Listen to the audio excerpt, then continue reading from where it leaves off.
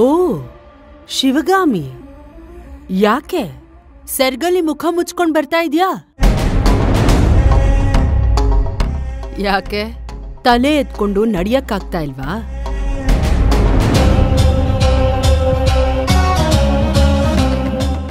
ಇವಾಗ ಅರ್ಥ ಆಗಿರ್ಬೇಕಲ್ವಾ?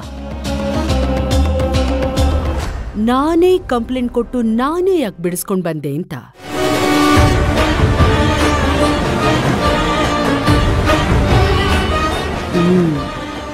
ಹಣ ಹೋದ್ರೆ ಸಂಪಾದನೆ ಮಾಡಬಹುದು, ಅದೇ ಮಾನ ಹೋದ್ರೆ ಪ್ರಾಣ ಕೊಟ್ರೂ ಸಂಪಾದನೆ ಮಾಡಕ್ಕಾಗಲ್ಲ.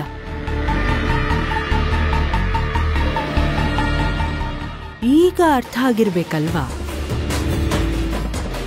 ಯಾರನ್ನ ಎದ್ರಾಕೊಂಡಿದ್ಯಾ ಅಂತ.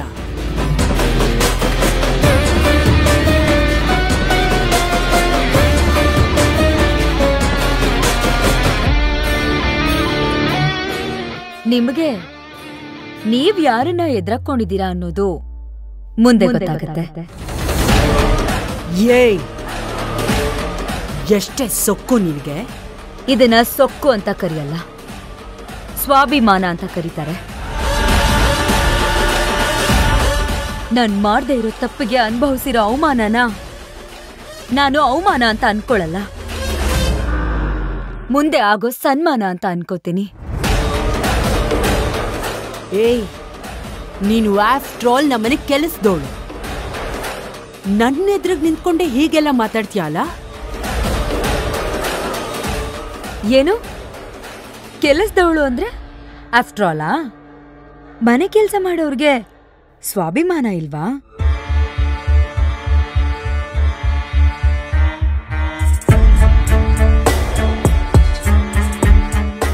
ಕೆಲಸದವರು ನ್ಯಾಯ, ನೀತಿ, ಧರ್ಮದಿಂದ ಬದುಕ್ತಿಲ್ವಾ? ನಿಮ್ ತರ ಅಧರ್ಮದಿಂದನೇ ಬದುಕ್ತಿದ್ದಾರಾ?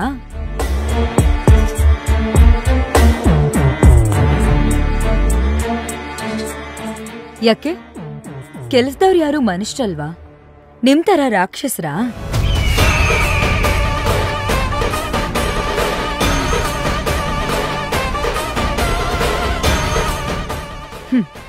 ನನಗೆ ಮನೆ ಕೆಲಸದವಳು ಅಂತ ಅನ್ಸ್ಕೊಳಕ್ಕೆ ಯಾವ ಅವಮಾನನೂ ಇಲ್ಲ.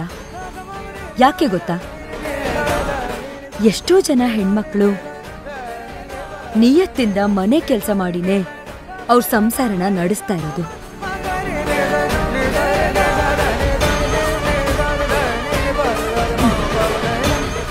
ಇನ್ನೊಂದ್ ಸ್ವಲ್ಪ ದಿನ ಮೆರೆದ್ಬಿಡಿ.